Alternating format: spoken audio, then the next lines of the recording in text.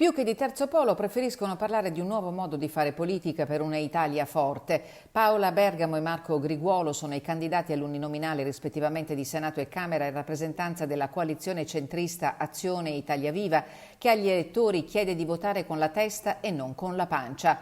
Bergamo, imprenditrice veneziana nel settore delle relazioni pubbliche e sportive, è molto legata alla montagna. A Cortina dal 2012 al 2019 ha diretto l'omonimo tennis club.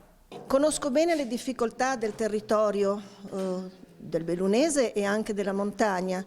Belluno è una città splendida, è una città dove la qualità della vita è molto alta, ma basta uscire dal territorio per rendersi conto, soprattutto nelle zone di montagna, i problemi che si incontra.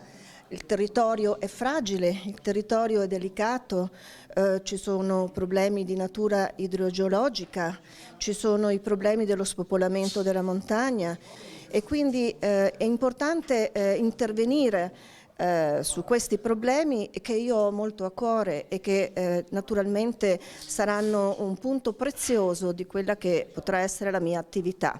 Marco Griguolo, avvocato milanese, figlio del compianto capo della Procura di Belluno, Gianni Griguolo, ha un profondo legame con la provincia. Azione Italia Viva è la novità di questa sfida elettorale. Noi abbiamo fatto un programma con proposte serie, concrete, ma soprattutto realizzabili.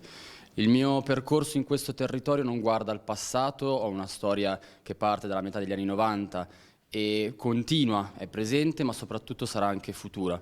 Sto valutando il trasferimento in questa città. Mi impegno comunque ad essere presente sul territorio perché mi sto rendendo conto che la realtà montana merita un'attenzione particolare giorno per giorno che, se verrò eletto, porterò nell'agenda politica del Parlamento, ma ovviamente sarà poi da portare quotidianamente come ascolto sui territori.